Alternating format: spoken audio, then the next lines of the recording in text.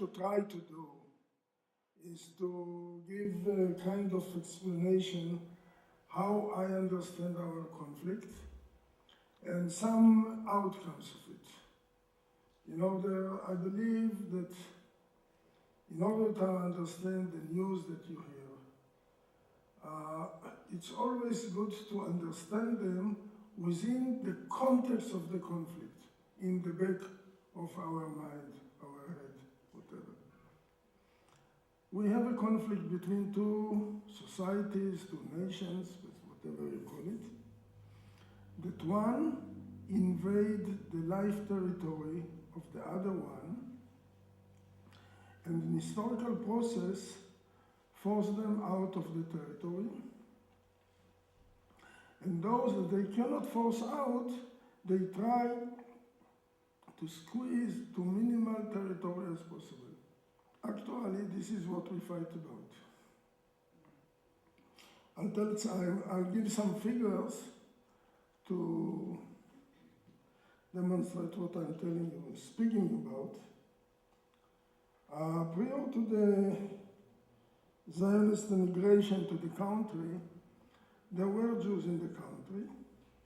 They've been around 10% of the population. They lived mostly in towns, and I believe they had less than 1% of the lands.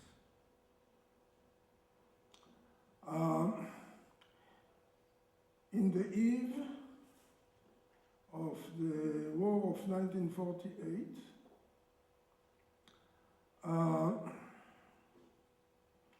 the Jews already been 1/3 of the population, and they had only 7% of the lands of what it is Israel today, without the occupied territories. In the war of 1948, which is for us the independent war, for the Palestinians is the catastrophe, or what they call Nakba, the great majority of the Palestinians were forced out, became refugees, and around 155,000 of them remained in the country and became Israeli citizens.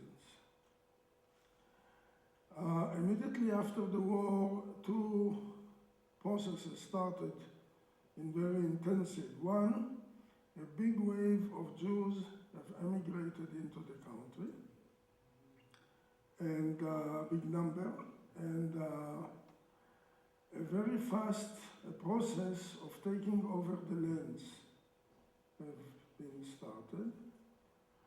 And if I give the figures of today, today the Jews are almost 80% of the population in Israel without the occupied territories. And Palestinians are only 18%, and there are others, 2-3%. The Jews have now 96% of the lands, and Palestinians remain only with 3.5% of the lands, the rest by churches or whatever. In other words, by these figures, I try to show you this historical process, how one society invade the life territory of another society, force out as much as they can, the rest they squeeze to minimal territory. Actually, this kind of conflict have been here in America. When the white people arrived to America, it was the same kind of process with the original people. But the story was not ended with the Israel as it is in the borders of the ceasefire from 1949. After the War of 67, when Israel occupied Sinai and Gaza from the Egyptians, West Bank from the Jordanians, and the Golan Heights from the Syrians, the same process started also in the occupied territories. In other words, Israel never accepted its borders as they were formulated by the ceasefire agreement of 1949. Israel is about to expand its territory. Israel has a very serious problem because the existence of Israel depends on the support from the outside world, specifically from the big superpower, but also from the Western country and others. And how do you do a policy that the entire supporters of you oppose? No country in the world agree about the will of Israel to expand its territory. All the countries that recognize Israel, including the United States and Canada, recognize Israel within the borders of the ceasefire from 1949. Israel is one country who don't recognize it. And by this create very strange situation as they don't recognize Israel itself. Again, if I will give you some figures, today in the West Bank, without East Jerusalem, 57% of the lands are in Israeli hands. There are 370,000 Israeli settlers in the West Bank without East Jerusalem, lives between 2.5 million Palestinians. In East Jerusalem, around 35% of the lands are in Israeli hands. There are 220,000 Israeli settlers, between 380,000 Palestinians. In the Golan Heights, the great majority of the Syrians that were living in the Golan Heights became refugees in the War of '67 and immediately after. And today there are 18,000 of Israeli settlers, 24,000 of Syrians, and around 80% of the land is in Israeli hands. So we see that the whole process of invading territory and takeover is continuing. In respect of this kind of conflict, it's very important to understand that most of the violations of human rights are not done because somebody is a psychopath who enjoys to give hard life to people. They are done in a service of ideological political aims.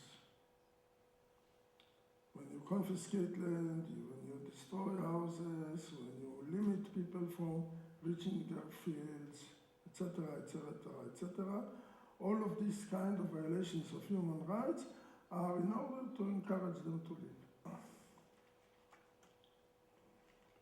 But another thing which is extremely important to understand, and I believe that if we don't understand it, we don't understand the very important events in our conflict, is the issue of how we understand war. War, everyone thinks, it's very simple. Clash between two sides, a violent clash between two sides is a war. This is how the Israelis understand it. For Palestinians, in the context of our conflict, war is much wider than that. Land confiscation. Land confiscation is one of the most passive events that we see in the field. An officer comes to a field. If he meets the owner of the field, he handed him a piece of paper and leave. If you don't meet him, he put that piece of paper under a rock and leave. Very passive event. But in this passive event, entire family lose their land and the source of making their life. And this passive event is one of the most essential means in all the process of taking over the land from the Palestinians. So for the Israelis, it's a legal bureaucratic act. For Palestinians, this is a one-sided act of war by military force against defenseless civilians. House demolition is much more visual and much more traumatic. First, again, officer come to the house, stuck a piece of paper that declared that this house is built illegally and it is about to be demolished. Entire family come into panic, what will happen with them? And when the terrible day comes, a unit of the military force comes surrounding the house, grab the people out, and destroy the house in front of their eyes. Again, for the Israelis, it is enforcement of the law. They built their home illegally.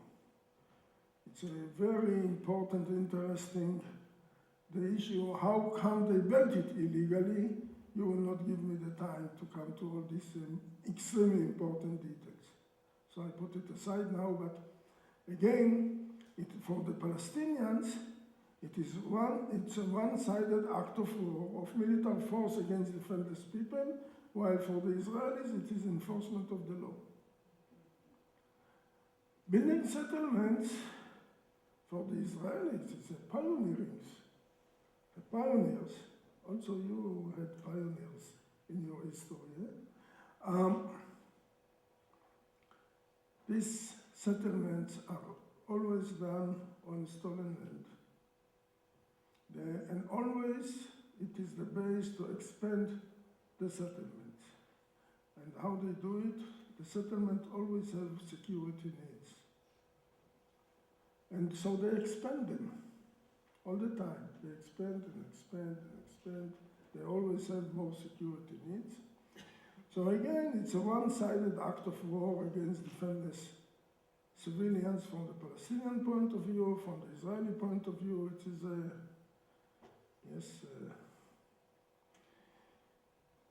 Israel takes around 80% of the waters in the West Bank.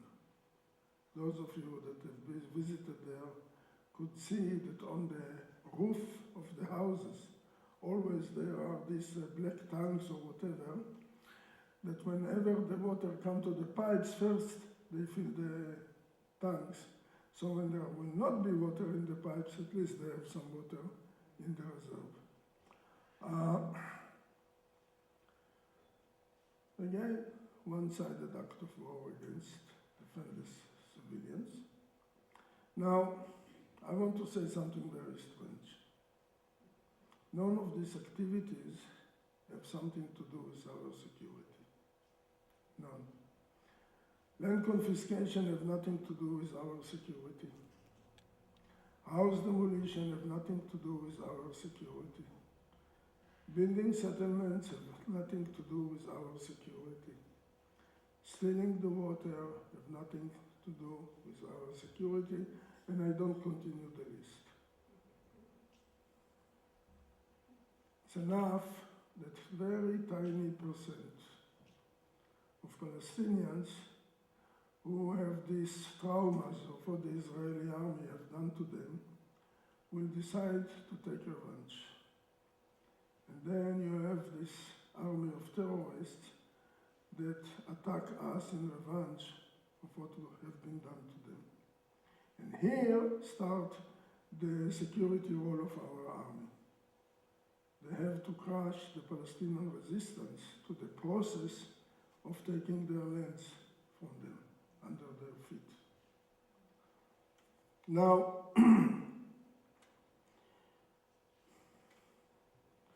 I said that all the supporters of Israel opposing this policy. So how they do it? How they do it, the real problem for the Israeli government is how to do this process of expanding our territory without to lose the support that we have, which is an existential issue for us. First of all, they do it slowly. They do the land confiscation slowly, so it will not provoke too much opposition. They demolish number of houses, a small number, so that it will not provoke general opposition. They build the settlements very slowly. So this is one thing which is very important in order not to provoke the general opposition or protest against these activities. The other issue, in all of these acts of war that I'm speaking about, there is not bloodshed. There is no bloodshed, not in land confiscation, not in house demolitions, not in building settlements, and not in stealing of water. No victims. No victims. Now, the media, not only the Israeli media, also the international media, understand war in the terms that the Israelis understand war. Violent clash between the two sides. But they don't understand the war from the Palestinian point of view, and therefore, if there is not blood, they don't report. Now, if we don't know, we don't protest, we don't oppose. So this is the very important significance of the whole policy. It's because the mainstream media understand the war in the Israeli term, not in the Palestinian terms. Now, take the case of Oslo Agreement. There was a huge optimism. People believe that we are finishing with this bloody conflict. I think the Palestinians wake up very early. To the Israelis, it took longer time. But what happened in Oslo, if to make it short, during the 7 years of Oslo, from 1993, when Oslo Agreement was signed, until 2000, when the Second Intifada broke out, Israel demolished around 1,000 Palestinian houses in the West, in the occupied territories. According to one of the estimations, Israel confiscated 40,000 of acres of lands during those 7 years. During those 7 years, there were 2 deportations of people from their homes and from their lands in the West Bank. During those 7 years, the number of Israeli settlers in the West Bank, without East Jerusalem, grown from 110,000 in 1993 to 204,000 in 2000 when the Second Intifada broke out. Actually, in the time that we were in illusion, that we are in a peace process, on the ground, from Palestinian point of view, there was all the time active war. One-sided active war. And I remember in 1999, I met a Palestinian human rights activist from Gaza Strip, and he told me that he predicted the first Intifada and that there will be another Intifada. He told me, I don't know, it can be in 2 weeks, in 2 months, in 1 year, I don't know, he said. He said, we Palestinians cannot take it anymore. Simply, we cannot take it anymore. There will be another Intifada, and 1 year and 3 months after that meeting, the Second Intifada broke out.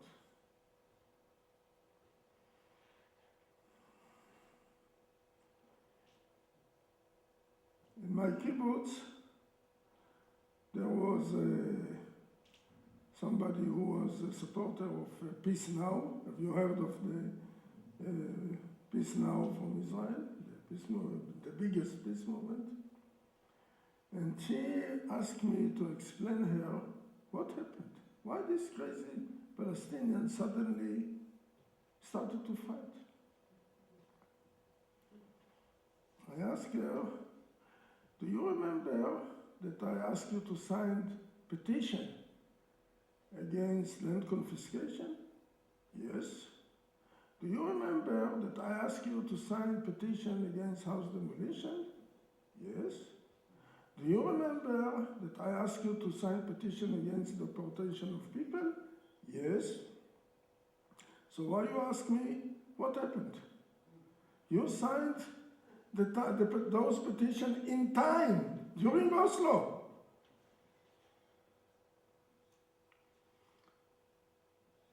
People did not understand.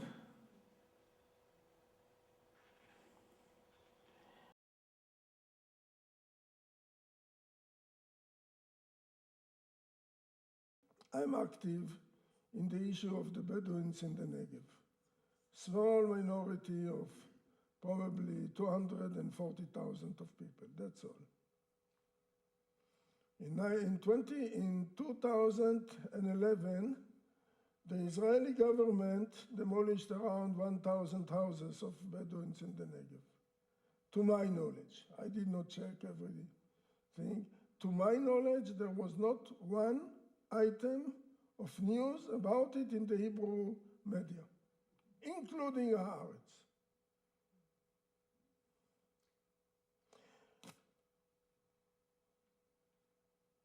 This is a war zone inside Israel, and our media is not telling it about. Don't tell us. For the most of the Israelis, what I am telling you now never happened. Why? Because the media did not tell them. They don't know about it. They only know that Bedouins are invading state land and build illegally, and they are criminals. This is what the media tell them. And here there are a picture from El Arakiv, Bedouin village, that they did a terrible crime. They did terrible crime. After they were forced out from their lands in 1951 or 3 or something, in the early 50s, they dared to come back to their lands. And this is terrible crime. The Israeli government already demolished their village 83 times. And now they sue them and demand that they will pay 1.8 million shekels, our money, to the cost of the demolitions. No, you have to understand what we face. You have to know, not understand, to know what we face. And you know why they do it? Because almost nobody knows and nobody defends them. These people, like the people that you have seen before in the West Bank, are completely defenseless people.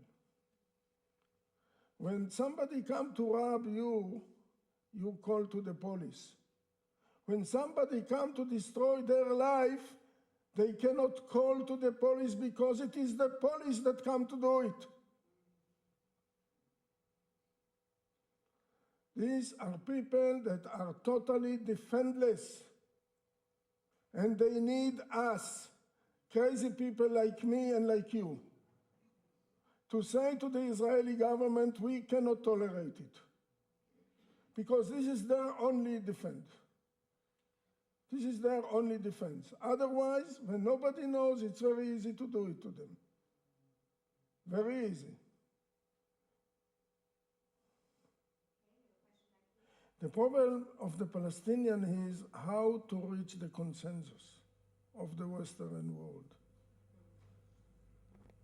Not how to reach the radical left. The radical left is, okay, with us, okay? No problem.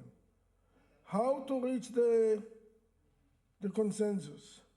And Israel used every terror attack, or freedom attack, if you like to call it, to present it as we are innocent citizens who attacked by terrorists. And the whole picture become that we are under attack of terrorists, and nobody speak about what you have seen today when Ron spoke. Nobody. But this is the true story. The true story is that one nation kicked out another nation from the country, and from the rest of the countries continue to do it, and still everyone speaks about the security of Israel. Why? Because the Israeli propaganda used this terror attack fantastic in order to create the false picture of our conflict. Only nonviolent struggle will change the picture for the consensual part of the society. Not for us. For us, there is the picture, it's okay. We know who is the oppressor, who is the oppressed. We know it. This is not, the business is not with us. And the real question is how you change the public opinion in the world to see the correct picture of the conflict and to overcome the Israeli propaganda that twists the picture. This is our problem. How we do it? So you have two narratives. And when you are going on the Israeli narrative, of course, we are defending ourselves from people who want to throw us to the sea. So you must go to the army and defend your country. The fact that big parts of what you do in the army is nothing to do with our security, who understands it? Few soldiers that understood it became soldiers against silence, breaking the silence, yes? Or some others became combatants for peace. But the massive number don't understand it even. And this is why, one of the reasons, not the only, why I advocate nonviolence. Because in the violent struggle, the pressure on the people is the fear for their existence. In nonviolent struggle, the power of nonviolent struggle is that it makes your opponent free of his fear. And this is the way that I believe we do have chance to reach to the people. And this is also why I am so strong supporter of the BDS, because it is nonviolence. BDS is given to the Israeli government the possibility to stop the campaign in any moment they want. They have to say two sentences. And the entire BDS campaign will be ended.